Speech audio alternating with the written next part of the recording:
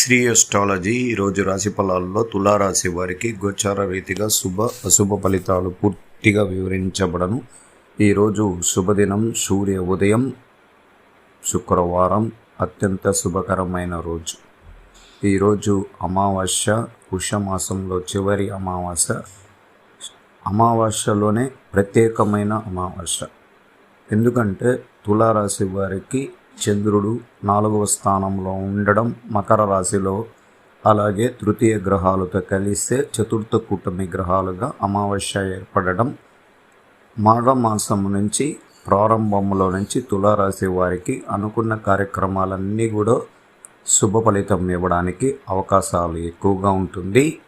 అలాగే కుటుంబంలో విపరీతమైన నష్టాలు కలిగి మానసికంగా ఇబ్బందులు పడి కొన్ని అనర్థాల వల్ల విడిపోయిన కొన్ని పెద్దవాళ్ళు, చిన్నవాళ్ళందరూ కూడా మనసులో మార్పు, కోరిక, ఆత్మీయత, అనురాగం అన్నీ కలబోసుకొని అందరితో కలిసి ఉండాలని ఒక ఏకాభిప్రాయ నిర్ణయంతో అందరూ ఒకటవ్వడం సంతోషకరమైన శుభగడియల్లో తులారాశి వారు ప్రారంభంలోకి అడుగు పెడుతున్నారు. ఉత్తరాయణములోనే అత్యంత శుభకరమైనది మాఘమాసం. ఈ అమావాస్య తర్వాత రుద్ధిచంద్రుడు మాఘమాసంలో ఈ తృతీయ గ్రహాల్లో కుజగ్రహాధిపతి వృక్షక యోగం కలిగినప్పుడు మనకు దశమ స్థానాన్ని వీక్షించేటప్పుడు అత్యంత శుభకరమైన కొన్ని ఆలోచనలు పుట్టడం, ఎక్కువగా పరిశ్రమలు స్థాపించుకోవడానికి అవకాశాలు ఉంటాయి. నూతనంగా వ్యాపారం చేసుకున్న వారికి వ్యాపార రీతిగా అత్యధిక లాభాలు ఎదురు చూడడానికి కూడా అవకాశాలు ఎక్కువగా ఉంటుంది. అలాగే కుటుంబంలో వివాహం కాని వారికి, కొన్ని దోషాలు కలిగి ఉండి ఇబ్బందికరం ఉన్నవారికి ఖచ్చితంగా ఆ దోష నివారణతో వివాహం మొదటి ప్రయత్నంలోనే విజయశిఖరం కలగడానికి ఈ మాఘమాసం నుంచి ప్రారంభమవుతుంది. ఈరోజు సంపూర్ణ ఈ అమావాస్యని మనం పరిహారంగా శివాలయానికి వెళ్ళి రుద్రాభిషేకం పాల్గొనవచ్చు. ఆరోగ్యపరమైన విషయాల్లో ఎక్కువ తీవ్రమైన తులారాశి వారికి నరాలకు సంబంధించిన సమస్యలు, అలాగే కడుపులో సంబంధించిన గ్యాస్ట్రిక్ ట్రబుల్ అనేది ఎక్కువగా ఉంటుంది.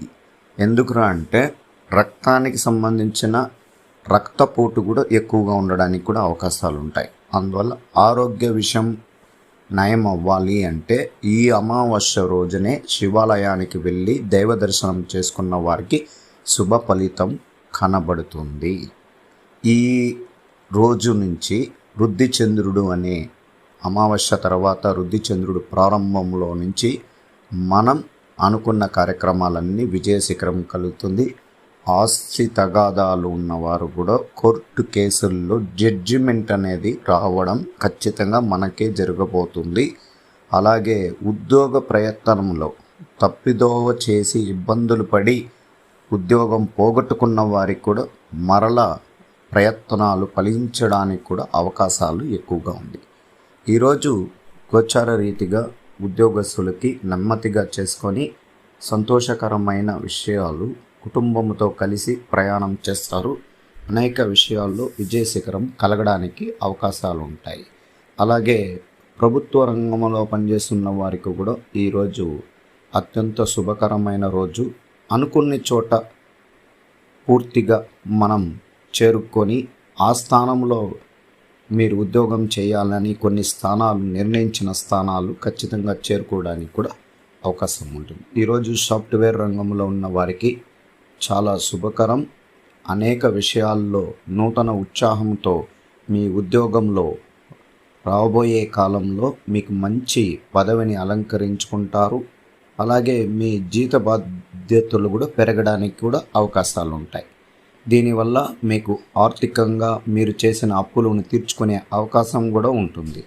ఈరోజు విద్యార్థులకి మొదటి ప్రయత్నంలో విఫల్యం చెందినవారు, అంటే విద్యలోనే అత్యంత తక్కువ మార్కులు తీసుకొని ఇబ్బంది పడుతూ తడబడుతున్న విద్యార్థులకి ఈ రోజు నుంచి ప్రారంభమవుతుంది.